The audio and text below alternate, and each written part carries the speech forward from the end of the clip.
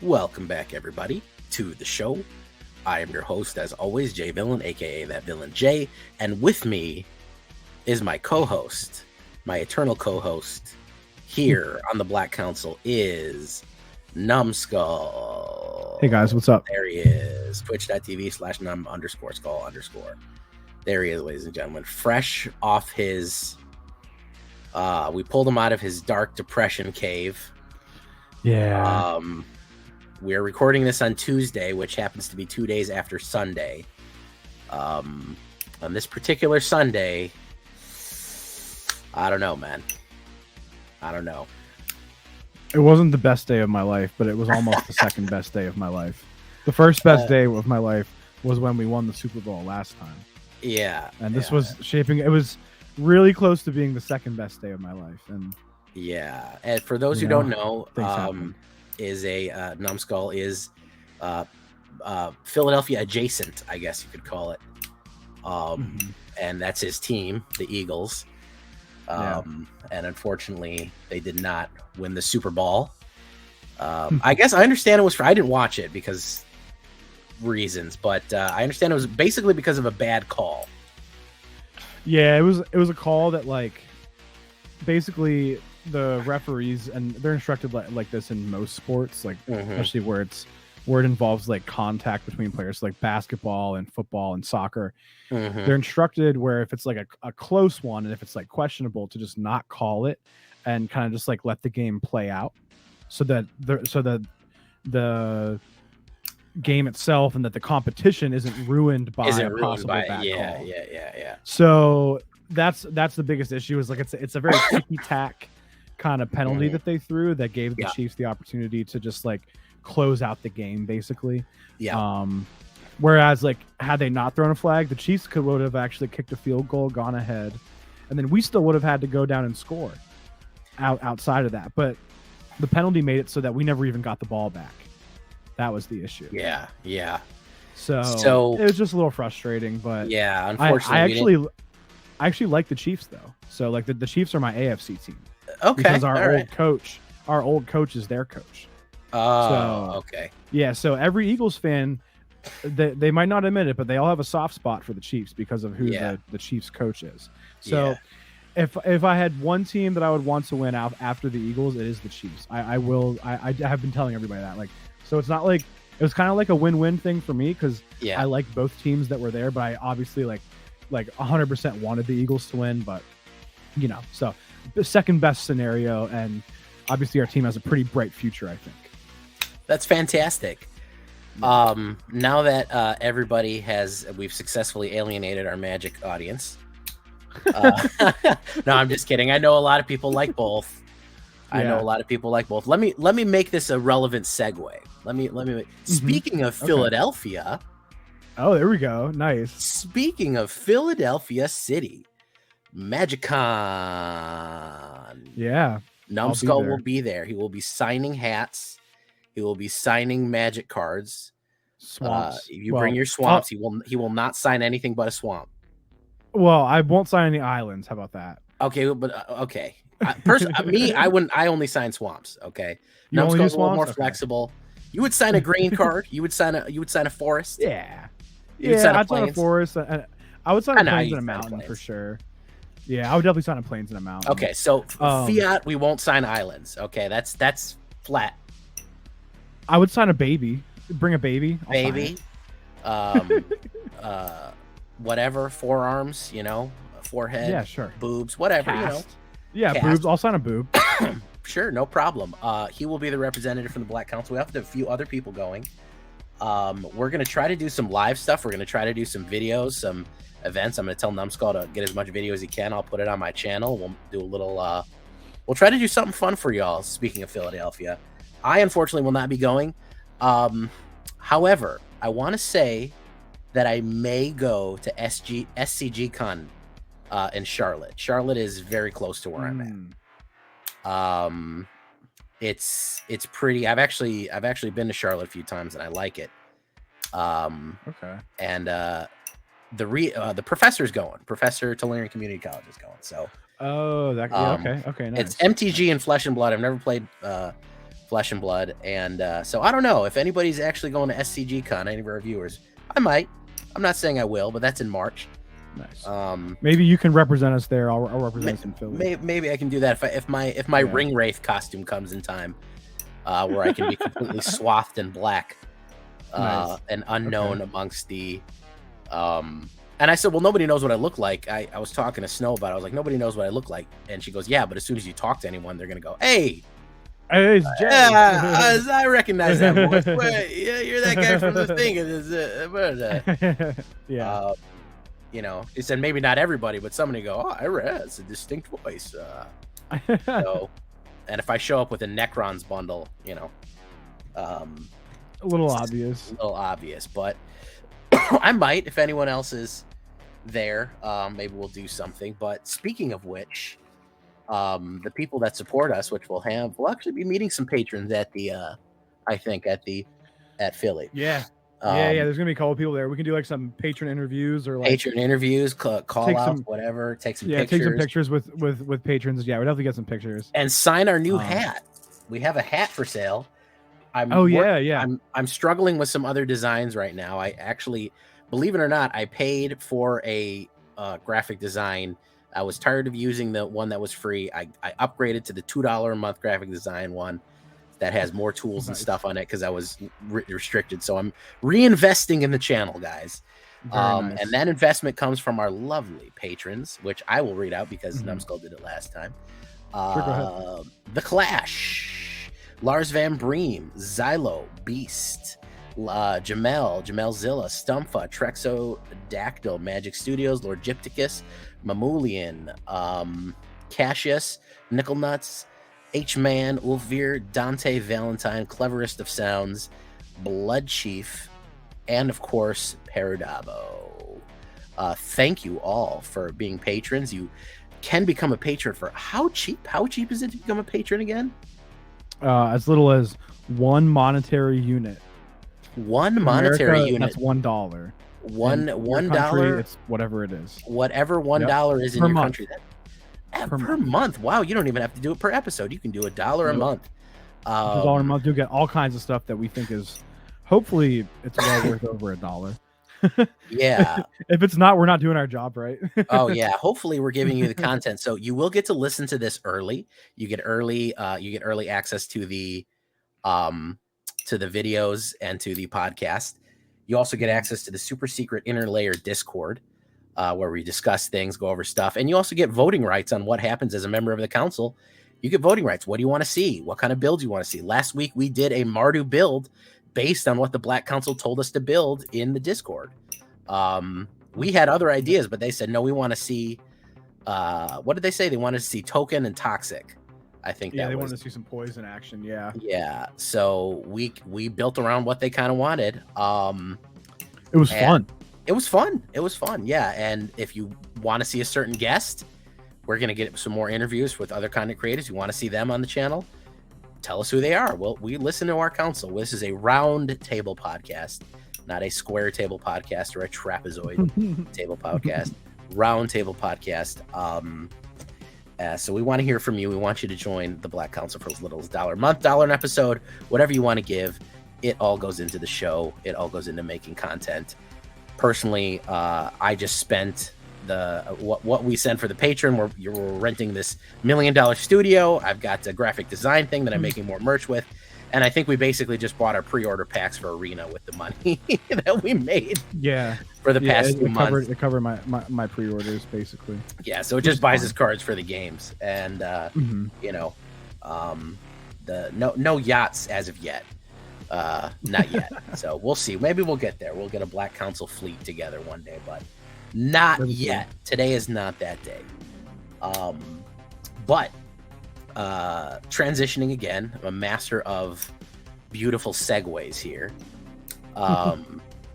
So MagicCon Philly coming up. We got that going on. It has been 1 week, almost to the minute, since we have had Phyrexia All Will Be One, that we've had our hands on it, that we've able to have our hands on the sweet Phyrexian bodies.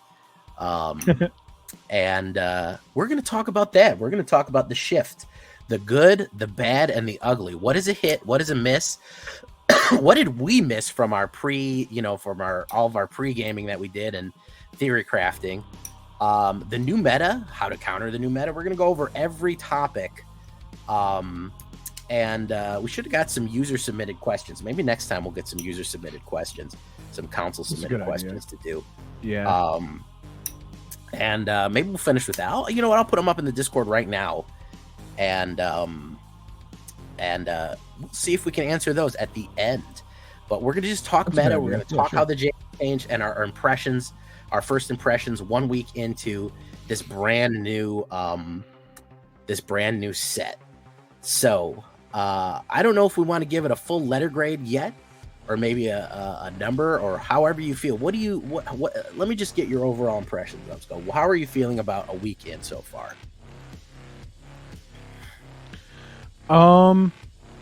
A week in, I'm pretty happy with everything. I mean, I don't love that like Grixis and Esper are still really good. But I'll say, like, I haven't played against like so many different decks in a long time on Arena, you know, and that's really reassuring for me. A lot of people trying new stuff. They are, you know, taking risks with deck building, trying out things, seeing what works, seeing what doesn't work. Feels like there wasn't a lot of trying stuff in the last few sets. It was more like just adding cards to decks that were already good. But now we have like, kind of like almost like we almost have like new archetypes that are like emerging. Obviously, like there's a whole new mechanic added to the game with poison, or toxic, I should say. But you didn't mean for Mirrodin? I thought you meant for Mirrodin. That's a hell of a mechanic. Actually, not bad in draft. I'll give him that. Yeah. But yeah, I think that it's really, really healthy standard meta right now. But it is kind of weird that like Grixis and Esper still have the best win rates, but I think people are still going to figure out soon like how to get around that, and I still think that the decks are technically beatable. Yeah. I also was having a stream the other night. Somebody mentioned in my chat, I can't remember who, they said nobody told the Selesnya enchantment players new cards got printed. They're completely unaware of that there's even any new cards available right now. They just, that went right over their head. Keep playing that till it rotates, man. Nobody told. They have no idea. They're like, why is all this weird art? What is all this stuff? Yeah. Nobody told them people. So, you know, I think you have a point. I have to 100% agree on you. I'm enjoying it. I'm enjoying brewing. I am seeing what works and what doesn't. I think you're 100% right when you say there's whole new archetypes decks, because I feel like with Brothers War especially, all we basically got was modifications to the top decks. We got to add in the better cards. People shuffled the better versions in or something like that, and then that was it. Yeah. Well, I think we both even approached it that way when we looked at the cards. We're like, so which one of these are we going to add to our mono black decks? You know what I mean? Yeah. We literally had that conversation. So, and I find myself making a mono black, which I'm working on right now. I find myself swapping out a lot more than I thought I would. Well, and it feels like you can make like 4 or 5 different versions of mono black right now. Yeah. Too, yeah. Which is great. I think that's phenomenal. You know, I think that with the return of Proliferate, that's also a big game changer, because that has so many effects: poison, proliferation, Phyrexian mana, token multiplication. There's a lot at the table right now. It is annoying, obviously, that the Grixis 1, 2, 3 of, you know, play. What I always tease is turn 2 somebody puts down a Bankbuster, turn 3 somebody puts down a Reflections of Kiki Jiki. You know, and it's like, okay, I'm really tired of seeing that, but at the same time, we are kind of busting through it. It is beatable. It is, you know, I would like to see a huge shakeup, but it's probably the biggest shakeup since rotation. Yeah. Yeah, I would say so. Yeah, I don't remember a shakeup this big. And yeah, we're giving mono black like the proper top end now, which is really nice. You know, we have a 6-drop planeswalker, which is crazy. So that's obviously incredibly helpful. You can do mono black aggro again, which is sweet. You know, you can push poison early. Yeah. Well, you can do aggro with poison or just the really good creatures that are there, because you can drop a 6/6 for 4 mana. Oh yeah. When your top end is hitting for a hard 6, it's and we all know everyone likes getting hit for a hard 6. Yeah. So yeah, it's pretty covered in oil. It's pretty healthy. It seems like it's pretty healthy. I love the interactions that we're getting with Tyvar too, with like the being able to tap the creatures like as if they had haste. Oh, I think that's yeah. I think that's awesome. I haven't played too much with Tyvar. I've made already 2 Golgari decks, and I've got to stop myself from pretty much just making a new Golgari deck every day. Otherwise, that's basically all I do. Well, you can do Jund and then put Fable in there and copy those creatures like instantly. Come on, Jund is just fast Golgari. It is. You're absolutely right. But it's fun. It is fun, dude. No, I do like Jund a lot. I mean, I'm looking at a Jund Reanimator because with the world branching tree or whatever that new tree they have is lets you pay lands out of the graveyard again. That one. Not Seedcore, the other one. Yeah. It's called World Tree or something. I can't remember. The great, I don't know. It's the Phyrexian Evil Tree. I know which one you're talking about. I do forget the name though. Best use of an evil tree since Elden Ring. Spoiler alert. Don't know if you played Elden Ring. I didn't actually. Oh, it's such a good game. Anyways, before we go down that rabbit hole, how have you been? I mean, how do you feel about poison? I feel like there's been a backlash. I think a lot of people don't like it. Oh, well, yeah. It's, how do I say it? People didn't like, people complained about when we were doing, when Kamigawa came out and everybody was doing like, trying out like ninjutsu. It's like, oh, I hate these fucking ninjas. There's just, you shouldn't be allowed to do that. These ninjas shouldn't let, you know what I mean? Just things like that. You're going to have people saying that like the new mechanic, they hate it. People who've been playing Magic long enough are like, oh, I love this shit because this is what we were doing, when I started. Yeah. So, and I think you kind of, because of how many generations are involved in playing Magic nowadays, it's turning into like, you really do have your boomers, your zoomers. Yeah. You know what I mean? You have everybody, everything in between also, so like that's one of the big things is, people, there's going to be someone who's always hates some new mechanic.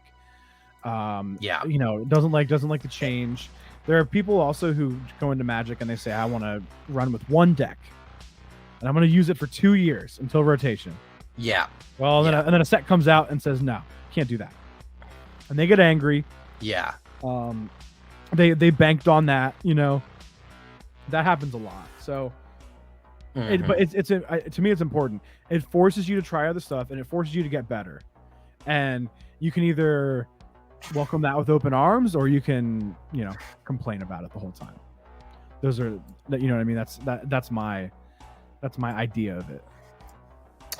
Yeah. And I think that it was, cause I actually told a few guys, hey, this isn't new. This is, I dealt with this in the 90s. Like, people were surprised to hear that, Yeah, well, we were technically dealing with it last rotation with Finn. The deck just wasn't good. Yeah. You know what I mean? Yeah. The issue they have now is that it actually beats you consistently, and people don't like that. This deck is doing what Finn should have been doing last time. You know? Yeah. So, well, there wasn't enough support. I mean, you kind of had to jerry rig Finn together. Yeah, it was tough. You needed too many pieces to stay on the board for too long for it to be effective. It was cool if you did it. It was cool if you pulled it off, you know, but it was pretty hard to pull off. So I think now that we just straight up have the mechanic, it's great. And I think it's needed because we're in a point now where, okay, you gotta, I like that it forces people to actually play. I saw a graphic that says you need to be playing permanents on turn 1 or turn 2, or you're gonna have a higher chance of losing the game now. So exactly, for me, that's great because of these decks that sit here and wait till they get 4 or 5 mana up, just start killing everything, countering everything. They're making control type of. Yeah, they're making it so you can't just do that anymore, and they're they're bringing back like another style of Magic. Or if you do want to do it, you got to figure out a new way to do it. They're making you figure out a new way to do the things you want to do. And honestly, for a game to move forward and progress year after year, it's kind of required, in my opinion.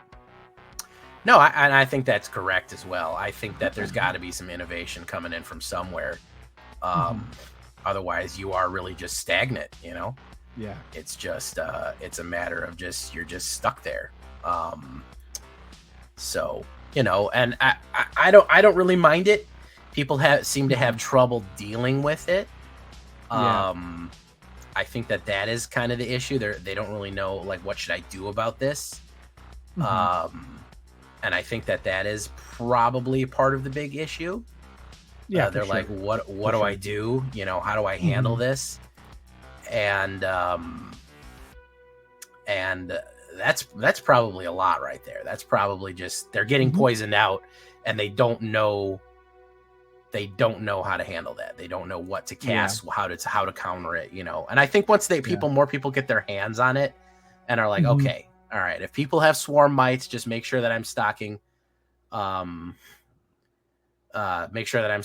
you know, wipes or something like that, or -1, like I was telling people on Nightclubber or something like that. Of course. Boarded up windows or something. And I think that gradually people are going to learn quickly how to adapt. But I think there was some backlash on it.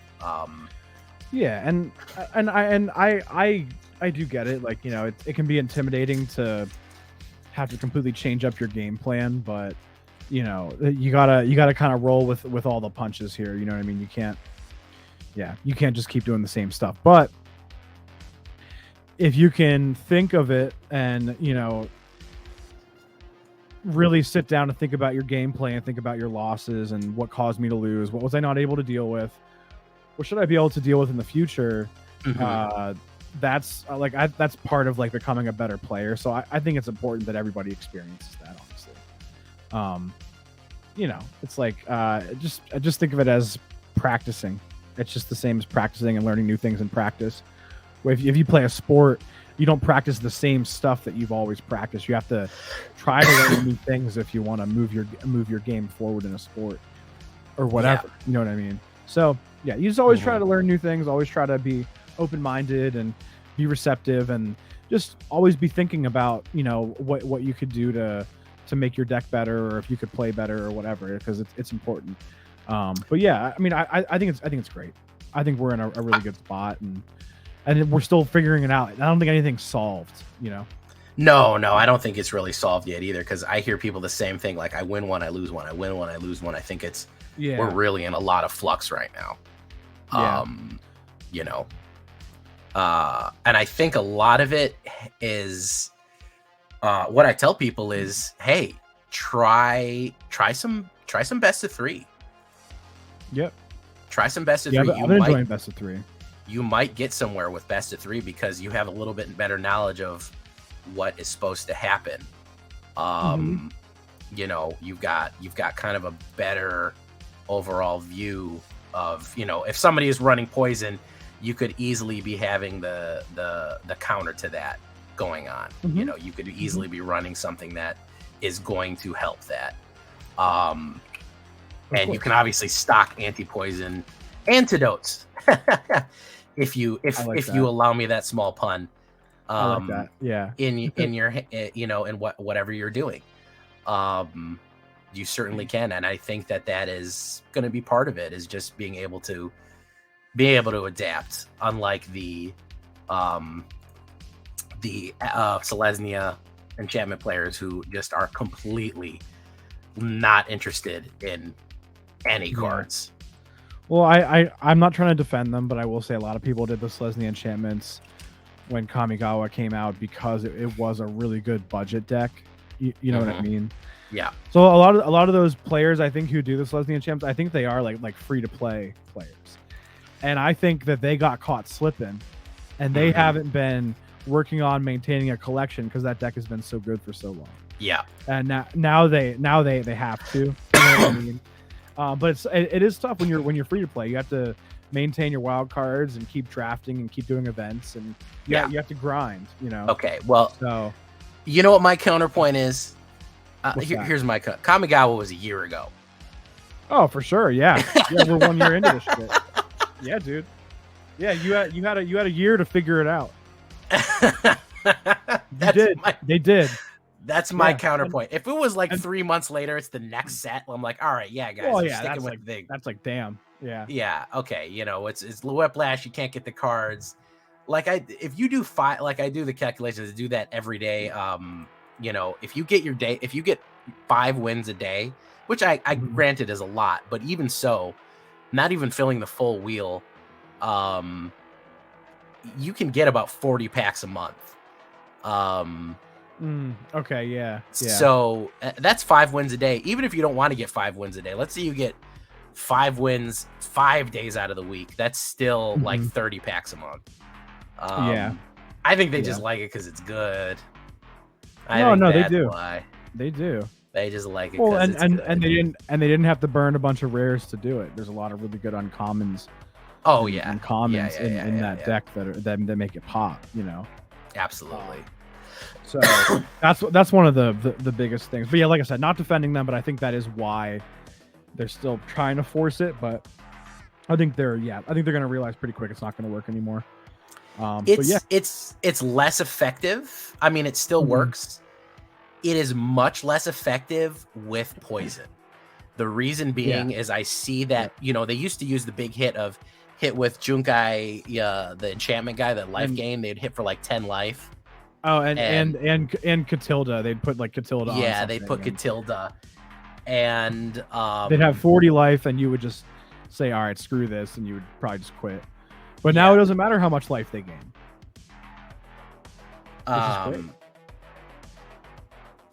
Yeah, it's you know, it's basically a new life counter that's half. And you can't make it go up or down. Well, it only goes up. It doesn't really go down. You know. Yeah. You can't like remove poison counters from a player. At least not yet. No. You can actually, if you hit somebody with, I think if you hit someone with Glisa, no, and that's only permanent. I was trying to think of a way if there's ever exists that removes any counters from anything. There's an anti-venom, that old card. I think it's only permanents in this format at least.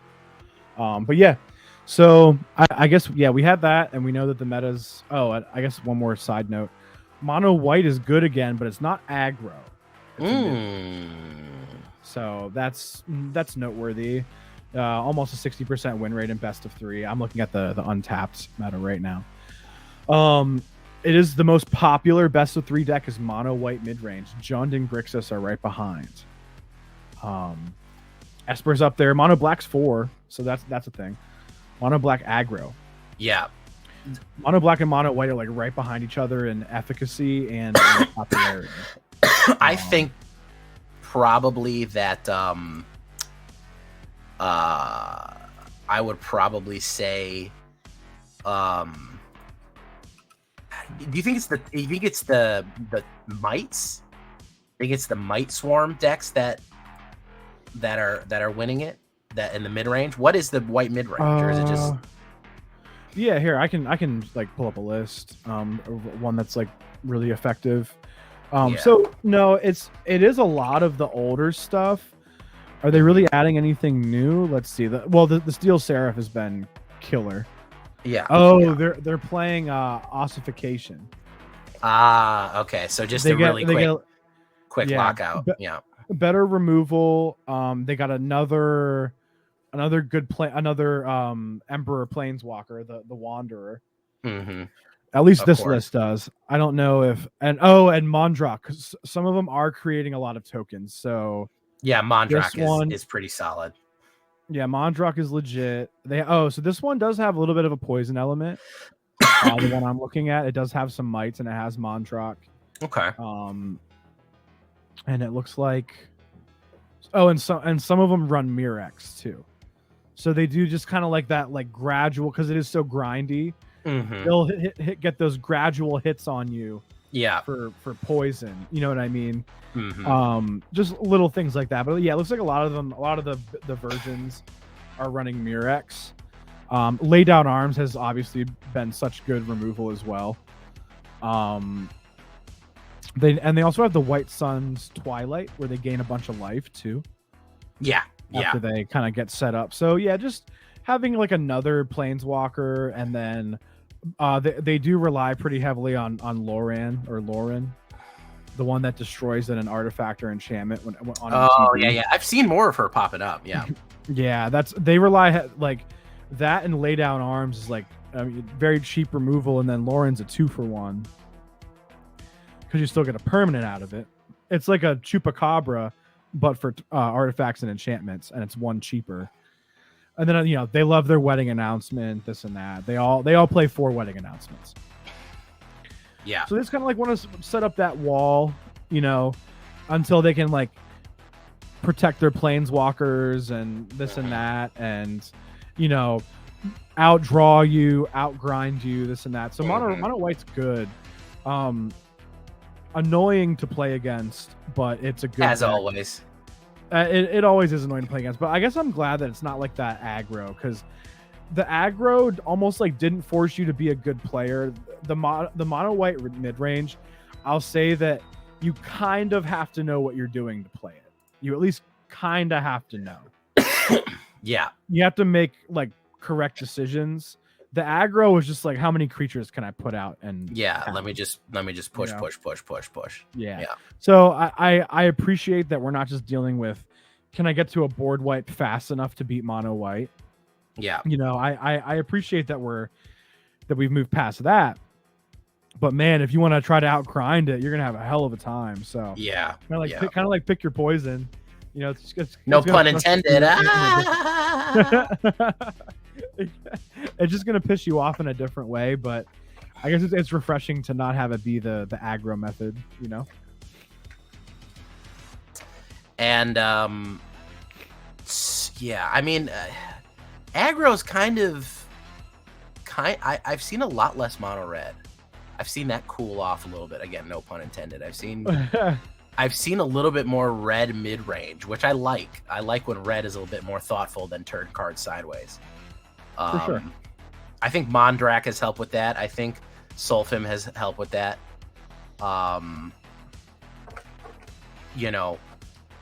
do think another good one that's obviously Obliterator's been pretty helpful. Oh yeah, too. Obliterator's been hasn't he been doing? Yeah. Yeah, Obliterator's great.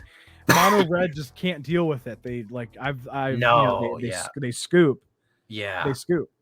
Yeah, if you get the turn 4 Obliterator against mono red, you're in bad shape. Yeah. That's what somebody on the subreddit, I was reading the subreddit earlier, said, how do I deal with this as a mono red player? The top result was you don't. You've hopefully beat them by then, and if you don't, you get the hell out of there. That's the cool thing. You don't. Yeah. I mean, you could say, well, I play what is that, Rending Flame on it or whatever, but you're going to end up sacrificing so much. You're still sacking. Yeah. You can kill it. You can do enough damage to kill it, but you're still sacking stuff. You're still sacking it. And the issue that would often be there with mono red that Obliterator dually solves is that they could beat you with 3 lands out. All right, well, you made your deck a 20 land deck because you didn't need to draw a bunch of lands to win. You only needed 3. Exactly. So now I'm going to make you sack the 3 that you did have. Yeah. And you got to hope that you draw 3 more in your deck that's 30% lands or so, 30 to 35% lands. Yeah. You're going to hope that you draw 3 more to maybe be able to beat me in a few more turns while I have this 5/5 on the board. Yeah, that's the problem.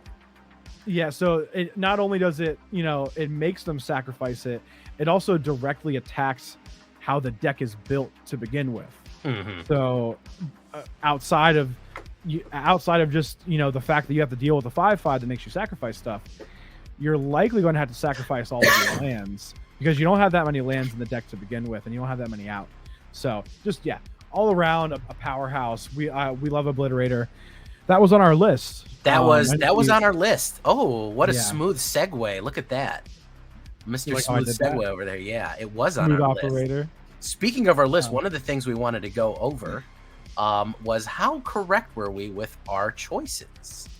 If you didn't see last week's Black Council video, we went over our top 5, basically a top 10 total of we thought game changers, ones to keep an eye out for. What's going to pop? It was 2 weeks before, though, right? No, I think it was last week. Last week was a build. That's right. 2 weeks ago. Yeah. 2 weeks ago. 2 weeks ago. Yeah. So we wanted to see how we fared on that. We wanted to see how we did. So I'll let you go first. Okay. I'll let you go. I don't know first. if I have the list in front of me, but I'll tell you yours. You had okay. You had Phyrexian Obliterator #1. So yes. I think that yes was the bullseye. Yes was the bullseye. I think it did exactly what we wanted it to do and what we thought it was going to do, and maybe more. So I'm going to give that one an A. Give that one an A. Okay. Let's do numbers. I'm going to give that a 9. I'm going to give it a 9. Get it a 9 out of 10. Okay. Yeah, 9 out of 10 on that one. Sheoldrus's Edict. Oh, Sheoldrus's Edict, really good, really effective. We are seeing a lot of Planeswalkers being used. So I think it's really good. I will say sometimes it feels like you're not hitting the stuff you want, but I think it's still just having a 2-mana instant speed removal for Planeswalkers. I've had people play Vraska for 6 mana to draw a card and proliferate nothing, and then get hit with an Edict. You spend 6 mana to draw a card and lose a life, and that was your turn. So yes, I think the Edict can force people into some really unfavorable situations and really bad trade-offs in terms of efficiency. So absolutely. I do think it's been good. I'll give that a 7.8 out of 10. 7.8. 7.8. Yeah. Pretty decent. I think it's been really good, but there are situations where it's like, man, I wish I had a grasp or a I wish I had a direct removal, essentially. Yeah. Yeah, I wish I had the spot. Well, it's a mortar. It's one of those mortar shell cards that's just throw a grenade and see what it hits. It's not too focused.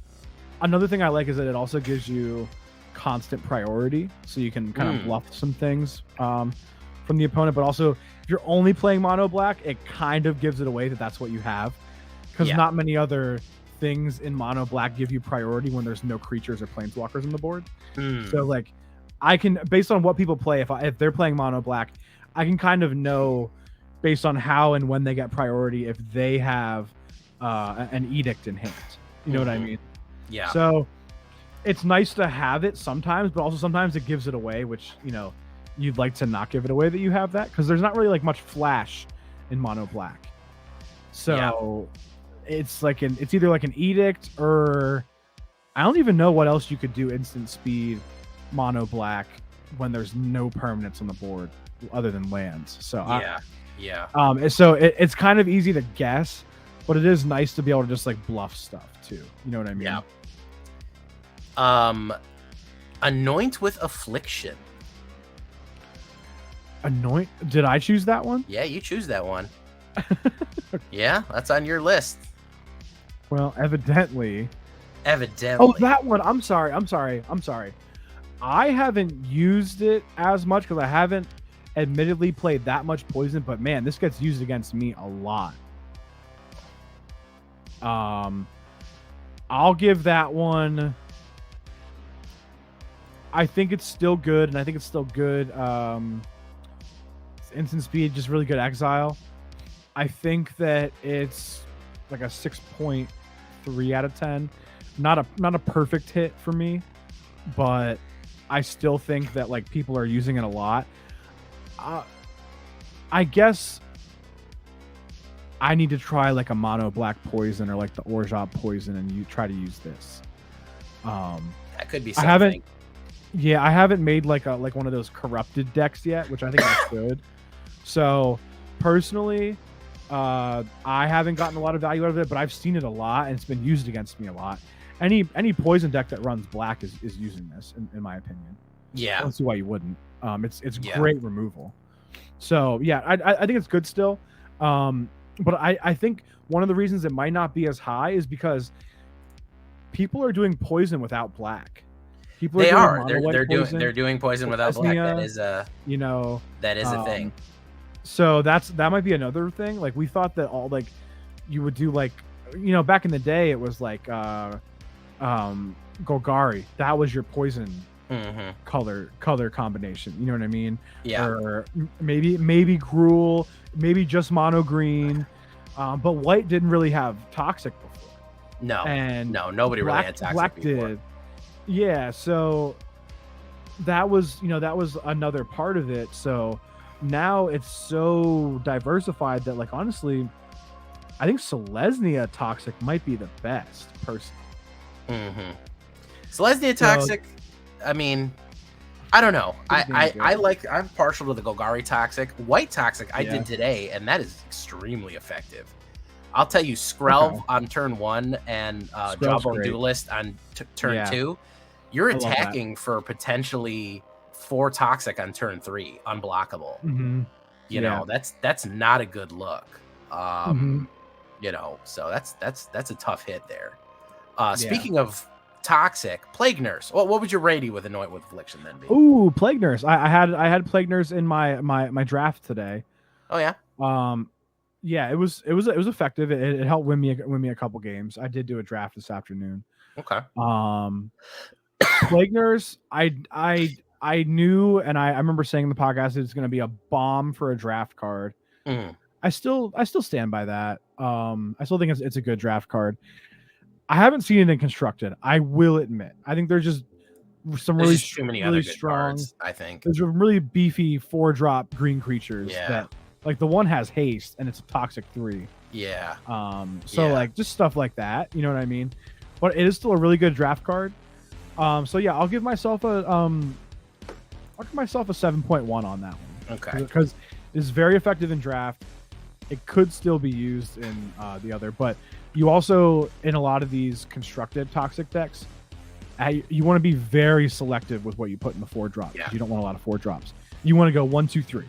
Yeah. And just keep, you know what I mean? So, so maybe that's the main reason it's not used a lot in constructed, I would say, but still, I think very good draft card. How's about we finish with the Bloat Boy? Bloated Contaminator. That big bloaty boy. He's so big and bloaty boy. That one yeah. And there you go. 4/4 trample. Yeah, 3 drop. Toxic. Proliferate on top of that. Yeah, it's good. It's just good. Yeah, it's good even if it didn't have toxic. So yeah, I mean Golgari, that's a beast in my opinion. Get your counters going on Vraska and stuff. You know what I mean? Get ready out of Vraska to give you a freaking 9 poison real quick. On like the second turn she's out or whatever. So yeah, I think Contaminator is great. I'm gonna give Contaminator an 8-2. An 8-2. Okay. So you feel like you did. What was your score on Anoint with Affliction? Anoint with Affliction. Yeah. Oh, I think that was like a 6-4 or something like that. Okay, so that was your lowest score you gave yourself. Obliterator. Yeah. Obliterator 1, Contaminator 2, Sheoldred's Edict, Plague Nurse, and then Anoint. That's how you rate yourself, but still pretty solid. Yeah. And I think I might have gone higher on Anoint if I would have personally used it more. And I admittedly have not used it within mono black, and like I said, the way the meta kind of shaked out feels like we didn't get to do a whole lot of poison with black because we're so worried about the green and the white. So something that I probably need to explore myself to just give it a shot. I mean, I have, you know, we're obviously nowhere near done making all the shit that we want to make. We've, you know, I personally have been figuring out this past week like my best mono black deck for Philly. So I've still kind of just been like doing a lot of mono black testing and stuff like that. Of course. So, all right, I sent you my list, so now it's your turn to ask me. Oh, okay. There you go. What are we? Okay, so we'll start with your first one, or I guess we'll go from the bottom. Sulfim, Mayhem Dominus. I feel like underrated card, but I have to give myself a mediocre score with that because she did not set the red world on fire as much as I hoped. I was thinking some kind of like Torbran thing going on, and it just never happened. It felt like, you know. I feel like she is. I feel like she's a little underutilized. I feel like people just didn't warm up to her. I would agree with that. And I built a deck with her pretty quickly. I have to give myself on the guessing effectiveness of the card. I think it's good. I think it's a solid 8, 8.5. Guessing of where it's going to shake the meta, I'll give myself a, you know, I'll admit it's probably a 7, maybe a 6.5 on how much it shook the meta and how much it actually got used. Sure. Because, you know, I think that it just, I think people haven't really found a place for it. I think part of the problem is, I think the biggest weakness that I kind of overlooked was her invulnerability is so hard to use compared to other guys. Like, it is. Yeah, it's not easy. Like sacrifice 2 creatures or artifacts for Glory Dominus, or you know, I think one is exile cards from the graveyard is Drovnid, or Drabnid or whatever. Oh, Drivnod, yeah, Drivnod. Hers is discard 2 cards. Discard 2 cards, Yeah, you have to listen. If you're holding lots of cards in your hand and you're playing red, something's going terribly wrong. You should not be that's holding. One of the issues. If you're holding cards like, bro, I'm just holding all these guys, so I can't even figure out how to play half my red cards. If you're holding 2 cards, you are waiting to play them and you need them. Yeah, something is wrong. Something has gone wrong there. So I've never been in the position where I've been like, I'm so happy to throw away my cards to give her invulnerability. I think that's probably one of her biggest misses there. I'll say the one deck that I tried it in was I actually tried it in Rakdos to start, and it felt like it never got anywhere. Yeah. She does have that 2 red instead of 1 and 3. Yeah, I think I was able to hit somebody with like a double corrupt, which was great. But because I'm running Rakdos, I can't do all swamps, so I'm not getting as many swamps as I wanted. So it wasn't a big corrupt. It wasn't as crazy as it could have been. So and another thing is what's the biggest direct burn we have right now for red is like Lightning Strike, isn't it? Yeah, I mean for face is Lightning Strike, for we don't kill we cards, don't have that huge, you know. Yeah, it's not easy. Obviously removal you can do like 5 or 6, I think, so that's good. I feel like you said before, red took a hit with Obliterator. It's not easy for red to deal with. Yeah, you know, so it's still I think it's one of those that like maybe later on could be they could even be setting it up for like the next set to have something that makes it easier, you know. So we'll see. So your next one. Yeah, next one. A Necrogen Rot Priest. Necrogen. I want a Necrogen to be good. I think it is good in the Golgari, but man, with the variety of poison we have, this one, the biggest problem I have with it's a little slow. And when you're dealing with stuff like Venerated Rot Priest, it's so much more poison. You're so far much behind. Faster. Yeah, you're so far behind. Now I have get yours out. I have used the Death Touch. I will say that the Toxic Death Touch thing is probably one of the more valuable parts of it, even more than the extra poison, because if you have a lot of low end creatures like the little mites, but there's some other low end black creatures that are both toxic and death touch, or you can get toxic and death touch together. And I've swarmed in with like a bunch of them with death touch. They don't know, or I've swarmed in with a bunch with toxic. They have to declare blockers. They don't know who I'm going to declare death touch on. So they're kind of trying to block everybody. And they're like, whoever he blocks with toxic, with my biggest guy, he's going to knock my biggest guy out with death touch. So that is probably the more useful ability from it. But ultimately, again, I'd have to give myself a 6/5. That's not great. So it's a little expensive.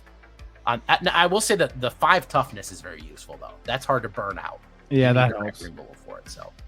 Wish they would have made the power a little higher on that one. I think it might have been easier to justify it as a 4-drop. Yeah. You know? Yeah. Okay. Well, I think we both are going to agree that this one's been good. Glissa Sunslayer. Oh, yeah. Glissa, the Glizzy Slayer, throat goat.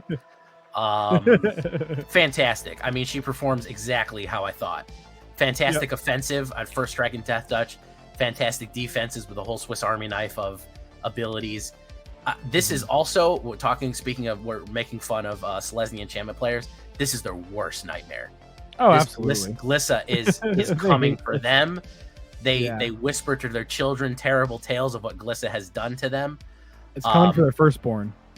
Because whatever you block, whatever you're putting up to block, it doesn't matter. I'm killing it. And if I let me get through, I'm destroying enchantments with hits.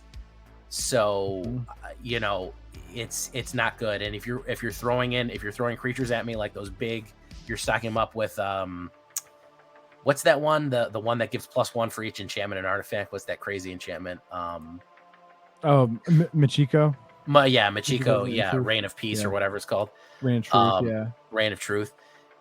It's you throw your big guy at me. You're saying you're throwing big guy at me. I'm gonna death touch, and you're not even gonna get the life link from it because I'm gonna death touch you immediately with first strike. So it's probably the most dangerous weapon for that. And I would say it really heavily influences combat. If that's on the board, you gotta be very calculated. Combat is when and how dangerous. Yeah. I think I love it. I think she's a solid 9. I think if you're playing Golgari, she's an easy 3-drop in there. Yeah. Like I said, with card draw, with enchantment destruction, and what's her third thing? I don't even think I use the other third thing. Removing 3 counters from a permanent. Oh yeah, well that kills planeswalkers, but usually I never have to use it. Yeah. Or you could like reset lore counters on an enchantment too, you know. Oh yeah, you could do a lot of things with that. Yeah, and another interaction, and this is when I made that Jund deck with Tyvar last night. She's in there. You attack with Glissa, nobody wants to block it. You get your value, and then you +1 Tyvar and you untap it, and now they can't attack. So it's almost like you're giving her Tyvar basically gives her vigilance in a way. Yeah. So that's pretty sweet. And then if you're not attacking with Glissa, then you've been plussing Tyvar, which means you can -2 him and reanimate 2-drops. So, Golgari, even if you just do that in Golgari, that's crazy value, you know? So, yeah, a lot of fun. Your next one, I watched you play this one and have fun with it. Phyrexian Vindicator. The Phyrexian Vindicussy. This one has actually seen a decent amount of play, especially in the mono white. I don't know, how much have you seen it? I've only seen you play it. I'll be brutally honest. Really? But it's, not really much in best of 3. But I've heard people talking about having a really hard time dealing with it. And I've heard other people talk about playing against it. I just personally haven't seen it. So super effective. Yeah. It's one of those that you see your opponent every time I put it on. I've had 2 decks with it, the Boros and a mono white. Every time you put it down, your opponent's going to be taking the full timer next turn because it's the same trying to figure it out. Yeah, it's the same obliterator effect where they're like, oh man, if they don't have direct removal, like immediate kill card locked and ready to go, it's about to get very, very serious. They're gonna have a bad time. They're gonna have a bad time.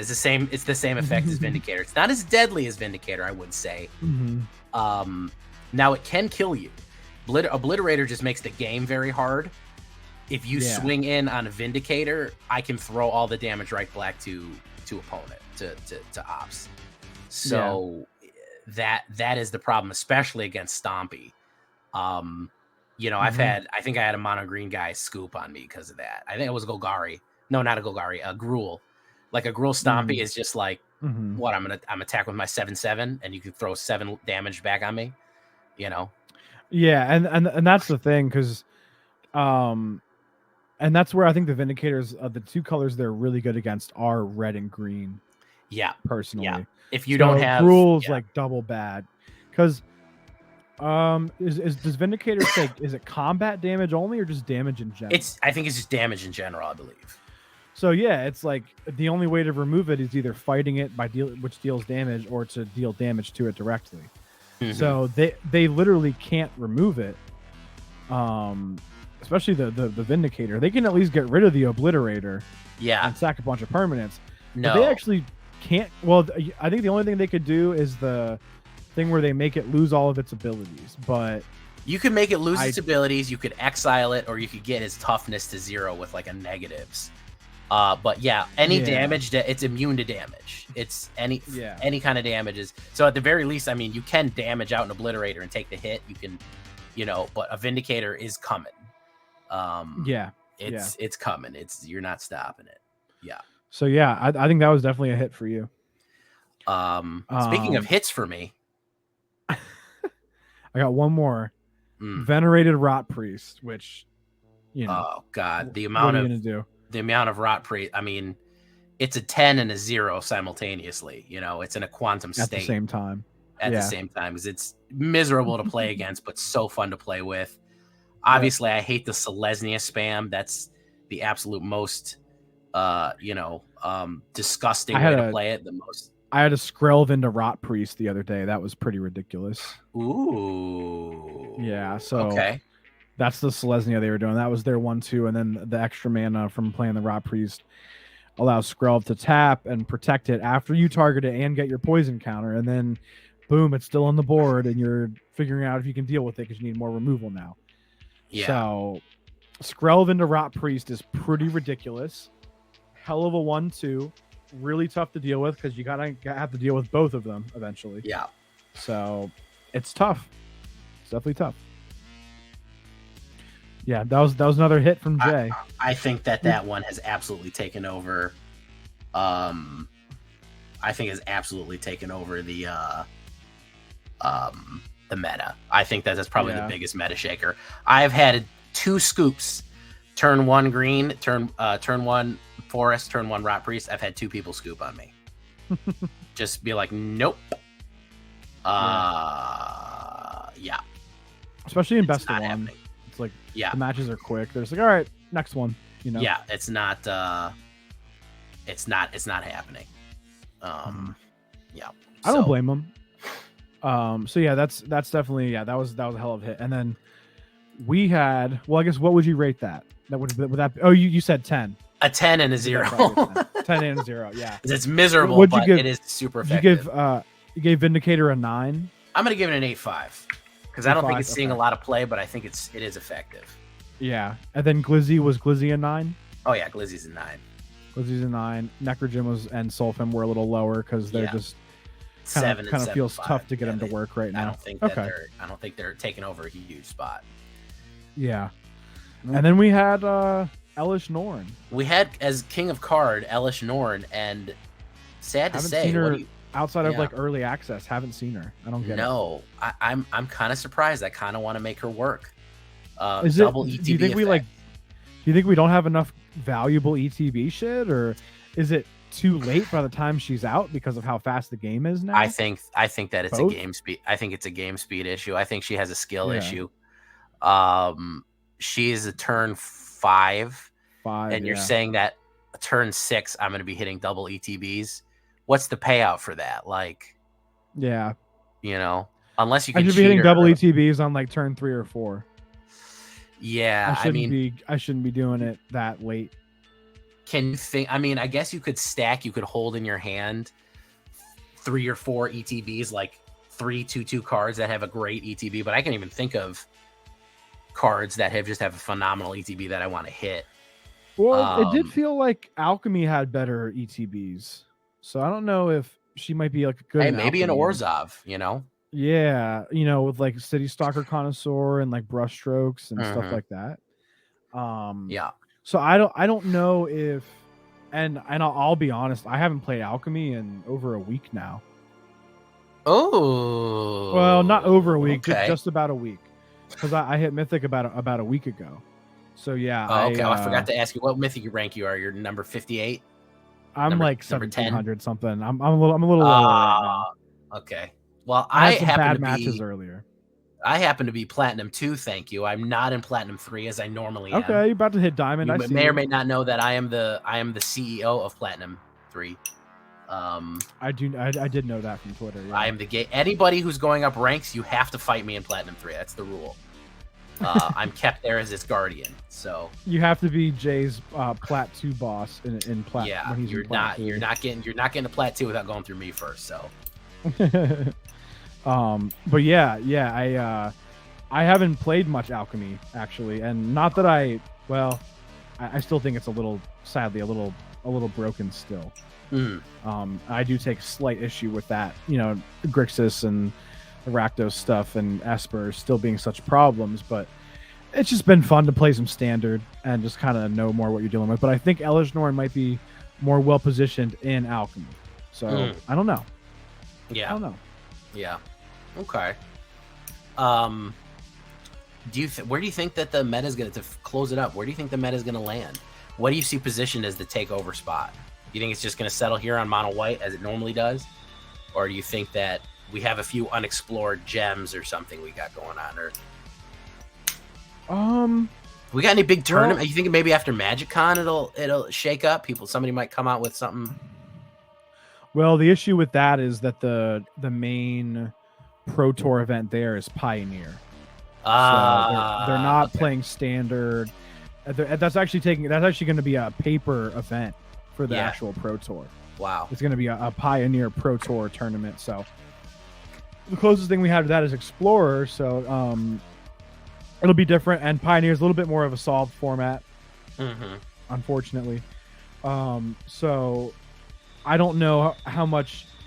Now, you might be able to look at tournaments like the results from MagicCon, and you might see that Numbskull's Mono Blacklist was the best deck ever. Just kidding, but of course, Bang but Bus. you might see something like that. You might see that the standard Bang Bus was such a good deck, and everybody starts playing it. But I'll probably get bounced in like the third or fourth round, so we'll see. But yeah, so something might emerge if people are going to be looking at results. Maybe like when there's another Pizza Box standard tournament that might influence it a little bit. I know you were talking about SCG Con. I think they do standard tournaments, so that could be a thing too, So yeah, something's going to emerge. I think that Jund is picking up now, becoming more and more popular. I have seen a little bit more Jund, yeah. Tyvar, Fable, and Blood Tithe is actually pretty crazy. I'm actually pretty happy to see some triple colors, not Esper, but I like the fact that Jund, and I like the fact that what's the other one that everyone's Grixis? I mean, Grixis is annoying, but anything with blue is annoying. But I like the fact that we are getting some triple color love in there. I think that's one of the nice things about Magic. Yeah, and we have pretty good mana fixing right now with all the lands and stuff. Yeah, mana's in a pretty healthy. Pretty healthy with all that, with like the tap if you or untapped if there's two or more, untapped if there's two or fewer, triomes, pain lands, this and that. We have a lot of options to get the mana properly and get the mana that we want early. So I think it's pretty solid, and it makes 3-color very viable. So yeah, I think it's phenomenal, and I think that might be something you see as like people are more willing to go into 3-color decks, and I think Jund is starting to get a lot better right now because of that. And I think Grixis and Esper in turn will stay good, unfortunately. But I do have something arises, but yeah, it seems like Mono White's pretty legit right now. So we'll have to see. I'm We'll gonna have keep to working on get, the best mono black deck. You know me. we'll have to get. Oh yeah, I'm taking some. I'm gonna be taking some hints from you. As always, every season I want to take yours and run it. Mm-hmm. I Yeah. did last season. I ran Numbskulls, the Bang Bus, the classic Alchemy Black. Definitely want to run it. I'm good. I'm really liking. I have a problem with Archfiend of the Dross. I realize I'm addicted, and that's the first step. Because if there's Black Man in the deck, I'm going to put him in. I mean, he's a 6/6 flying demon life loss. He's just everything I want. You know what I mean? And he's shaping up to be better than Shouldered right now. I know, as a 4-drop, like, yeah, because he can get the -2s out like fast. Like you run him and then hit on somebody like you run a Path if somebody's Peril. running the wrong kind of deck, you run a Path of Peril, bro. It's over, man. Yeah, it's over. It's really bad with Path of Peril. I love it. Yeah, and you have like 2 of those out at once, and you kill like 4 to 5 of their creatures. The game's over. You know. And the best part is your creatures don't die, so you can still swing for 12 if you have to. I think the evasion that it gets is great. And another issue that we have with Shouldered is, all right, you're at 4 mana. Your opponent has removed your 2-drop, your 3-drop. They have a Fable on the board. Do you want to play Shouldered because it's the only other thing you had to play on turn 4 right now? Maybe not, because they probably have more removal, or they're going to find it with Fable. Yeah. With when they discard. But now you're like, oh, well, go ahead and play my Archfiend of the Dross. I have to get rid of him at some point anyway, otherwise. Oh yeah, and I've never had it for me. You know, I've never had it downside on me. I've never even been close, because everybody either wants to kill it or it dies. They want to get rid of it right away, or trade with it, whatever. Yeah, because or they know that. They know they're on a clock. Yeah, they just know they are.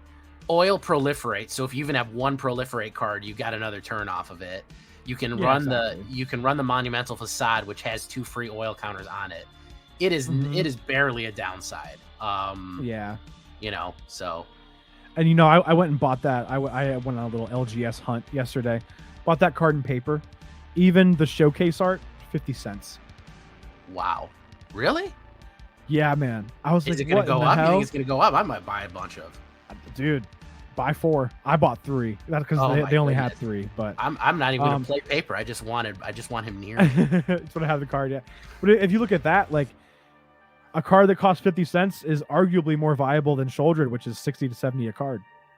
Oh my god! Think about that. You know what I mean? Yeah. So that's really noteworthy. Yeah. So yeah, I think it's great. And then if they remove it, cool. Play your Shouldered next turn. Oh yeah, exactly. There's so many good. You just baited out the removal, or you you do your Trespasser. And I like that he's a precursor to I'll play. All right, I'm gonna drop my land next turn and play Invoke, like you said. Just that a 4/5 Dross into Invoke is like that. Terrible. That's painful. If you resolve both of those spells on a relatively empty board, that hurts. That hurts, and then you're gonna get hit for 6 right after it, right after the Invoke resolves and finishes. So, yeah, really tough, man. I think Archfiend is great. That is one that, like, I kind of looked at it before. I was like, oh, this could be good, but I want to be careful about a card that says that you lose. But then, no, I've never had it downside.